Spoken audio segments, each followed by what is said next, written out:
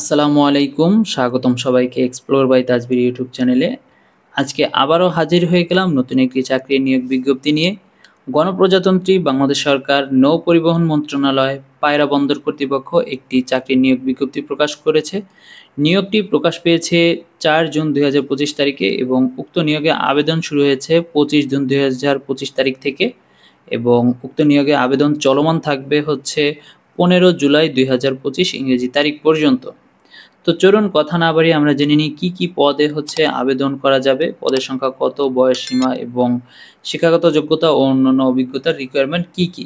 শুরুতেই যদি আমরা দেখি 1 নাম্বার, সেটা হচ্ছে পাইলট। বেতন স্কেল 35,500 থেকে 67,010 টাকা পর্যন্ত। পদের সংখ্যা একটি। বয়স সীমা অনূর্ধ্ব 35 বছর পর্যন্ত। শিক্ষাগত যোগ্যতা হচ্ছে ক নাম্বার মাস্টার এফজি বা প্রথম শ্রেণী, কম্পিটেন্সি সার্টিফিকেট সহ বিদেশগামী জাহাজের প্রথম মেট হিসাবে 2 বছরের অভিজ্ঞতা অথবা তৃতীয় শ্রেণী ডেক কম্পিটেন্সি সার্টিফিকেট সহ বিদেশগামী জাহাজে 8 বছরের সামুদ্রিক অভিজ্ঞতা থাকতে হবে।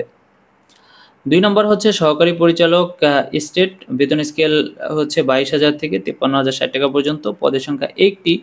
বয়সসীমা অবশ্যই অনূর্ধ্ব 32 বছর পর্যন্ত। শিক্ষাগত যোগ্যতা হচ্ছে ক নম্বর, কোনো স্বীকৃত বিশ্ববিদ্যালয় হতে যে কোনো বিষয়ে স্নাতকোত্তর বা সমমানের ডিগ্রি সহ এলএলবি ডিগ্রি অথবা এলএলএম ডিগ্রি। 3 নম্বর হচ্ছে সহকারী ড্রেজিং মাস্টার। বেতন স্কেল 22,000 থেকে 53,060 টাকা পর্যন্ত। পদের সংখ্যা একটি।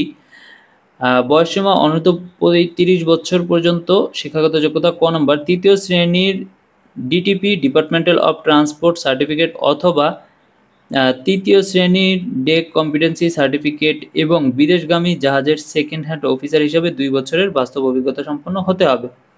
4 হচ্ছে সহকারী পরিচালক অর্থ।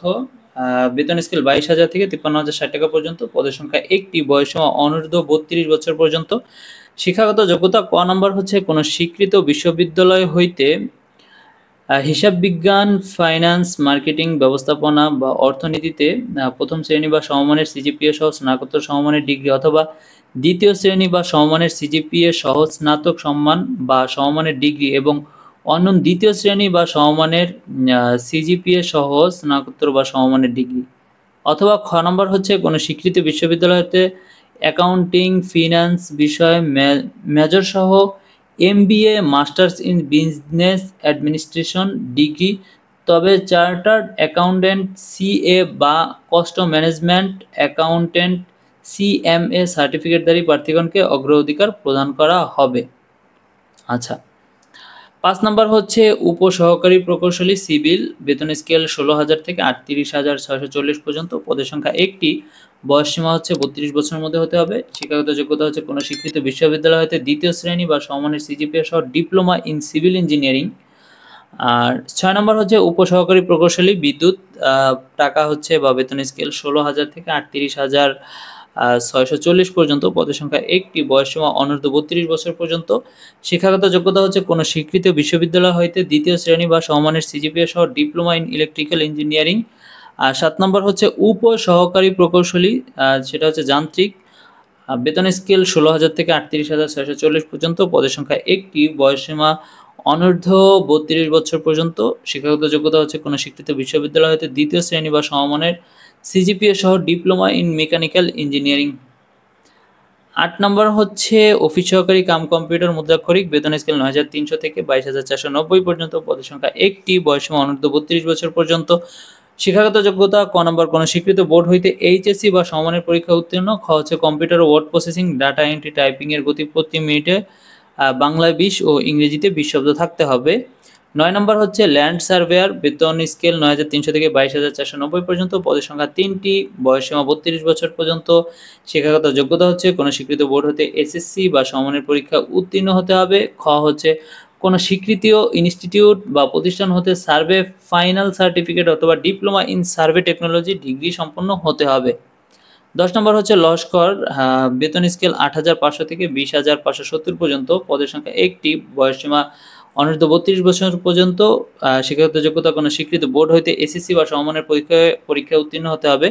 11 নম্বর হচ্ছে অফিস সহায়ক। বেতন স্কেল 8,250 থেকে 20,010 টাকা পর্যন্ত। পদের সংখ্যা 2টি, বয়সসীমা অনূর্ধ্ব 32 বছর পর্যন্ত, শিক্ষাগত যোগ্যতা হচ্ছে অষ্টম শ্রেণী পাস বা কোনো স্বীকৃত বোর্ড হইতে জুনিয়র স্কুল সার্টিফিকেট বা জেএসসি সমমানের পরীক্ষা উত্তীর্ণ হতে হবে। খ হচ্ছে সংশ্লিষ্ট ক্ষেত্রে বাস্তব অভিজ্ঞতা থাকতে হবে।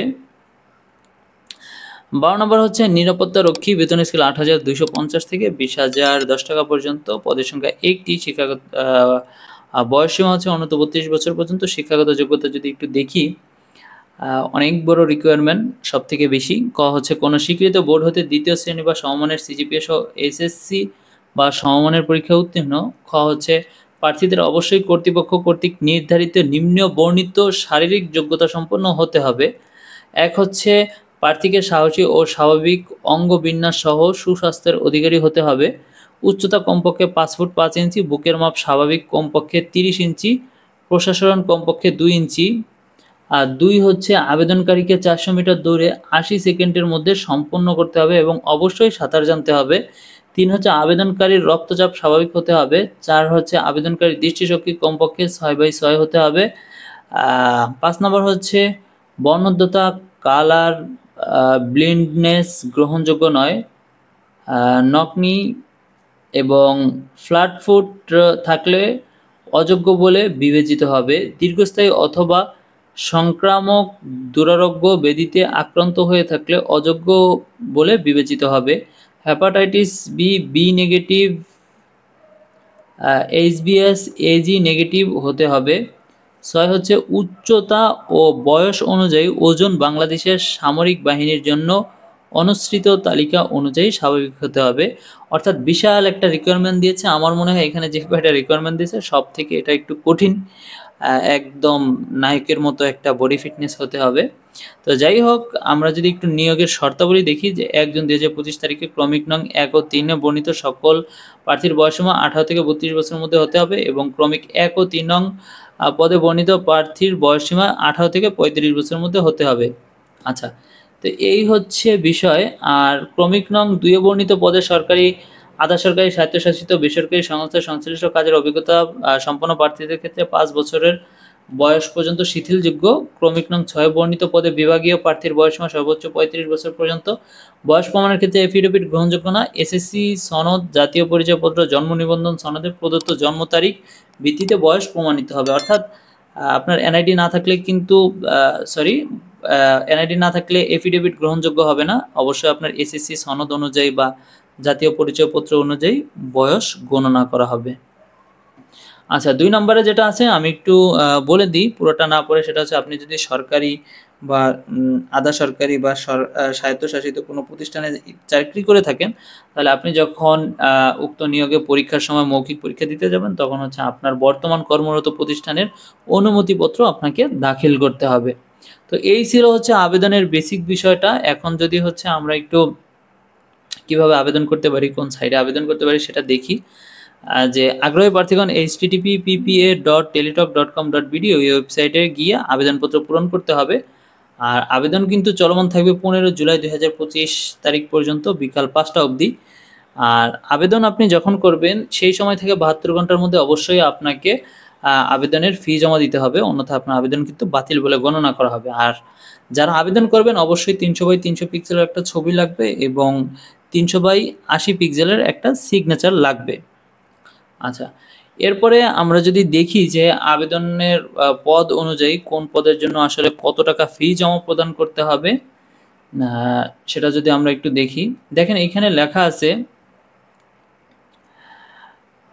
অ্যাপ্লিক্যান্টস কপিতে একটি ইউজার আইডি নাম্বার দেওয়া থাকবে এবং ইউজার আইডি নাম্বার ব্যবহার করে প্রার্থী নিম্নোক্ত পদ্ধতিতে যে কোনো টেলিটক প্রিপেড মোবাইল নাম্বারের মাধ্যমে 2টি SMS করে টেলিটক চার্জ সহ পরীক্ষার ফি বাবদ 1 থেকে 7 নং ক্রমিক পদের জন্য নিয়োগ পরীক্ষার ফি 200 টাকা এবং টেলিটকের সার্ভিস হচ্ছে 23 টাকা, সর্বমোট হচ্ছে 223 টাকা আপনাকে জমা দিতে হবে। সেটা কিনা 1 থেকে 7 নং পদের জন্য। আর 8 থেকে 9 নং পদের জন্য আপনার পরীক্ষার ফি বাবদ 100 টাকা আর টেলিটক সার্ভিস চার্জ হচ্ছে 12 টাকা, সর্বমোট 112 টাকা জমা দিতে হবে। আর 10 থেকে 12 নং পদের জন্য পরীক্ষার ফি বাবদ 50 টাকা আর টেলিটকের সার্ভিস চার্জ 6 টাকা, মোট 56 টাকা আপনাকে জমা দিতে হবে। আর সকল পদের জন্য যারা হচ্ছে অনগ্রসর, যেমন ক্ষুদ্র নিগোষ্ঠী আছে, শারীরিক প্রতিবন্ধী আছে, তৃতীয় লিঙ্গের, ওদের জন্য সকল পদের জন্য ফি হচ্ছে 50 টাকা, আর টেলিটকের সার্ভিস চার্জ হচ্ছে 6 টাকা, মোট 56 টাকা দিতে হবে, যেটা কিনা আবেদন করার পরবর্তী 72 ঘন্টার মধ্যে, অর্থাৎ 3 দিনের মধ্যে। তো আপনি যদি আবেদন করেন, ফি জমা দেওয়ার পদ্ধতিটা দেখে নেন। সেটা হচ্ছে আপনার টেলিটক সিম থাকতে হবে। টেলিটক সিম থেকে আপনি মেসেজ অপশনে যাবেন, গিয়ে ডিসক্রিপশনে লিখবেন পিপিএ স্পেস আপনার অ্যাপ্লিকেশন কপিতে থাকা ইউজার আইডি, একটা ইউজার আইডি লিখে 16322 নাম্বারে পাঠিয়ে দিবেন। রিপ্লাই এসএমএসে আপনার নাম এবং আপনার পদ অনুযায়ী কত টাকা কাটবে সেটা, এবং হচ্ছে আপনাকে একটা পিন লিখে দিবে। পরবর্তীতে আপনি আপনার মেসেজ অপশনে পুনরায় যাবেন, গিয়ে ডিসক্রিপশনে লিখবেন পিপিআই স্পেস লিখে, দেন হচ্ছে একটা ইয়েস লিখবেন, দেন আপনাকে দেওয়া পূর্বের এসএমএস থেকে যে পিনটা, ওই পিনটা লিখে পুনরায় 16322 নাম্বারে পাঠিয়ে দিবেন। রিপ্লাই এসএমএসে আপনাকে কংগ্রাচুলেশন জানিয়ে একটা ইউজার আইডি এবং পাসওয়ার্ড দিয়ে দিবে, যেটা কিনা আপনার অ্যাডমিট কার্ড ডাউনলোড করতে গেলে পরবর্তীতে কাজে দিবে। তো ওটা একটু কষ্ট করে সংরক্ষণ করে রাখবেন। তো এই ছিল হচ্ছে আবেদনের বিষয়বস্তু। যারা এতক্ষণ ধৈর্য সহকারে আমাদের ভিডিওটি দেখেছেন, সবাইকে অসংখ্য ধন্যবাদ। সবার কাছে বিনীত অনুরোধ থাকবে অবশ্যই আমাদের চ্যানেলটি সাবস্ক্রাইব করে দিবেন, এবং চাকরির সকল নিয়োগ বিজ্ঞপ্তি সবার আগে পেতে অবশ্যই বেল আইকন বাটনটি ক্লিক করে দিবেন। এতে করে আমরা যখনই কোনো চাকরির নিয়োগ বিজ্ঞপ্তি প্রকাশ করব, অবশ্যই সবার আগে আপনার কাছে নোটিফিকেশন যাবে। তো দেখা হবে আবারও নতুন কোনো ভিডিওতে। ততক্ষণ সবাই ভালো থাকবেন, সুস্থ থাকবেন। আল্লাহ হাফেজ।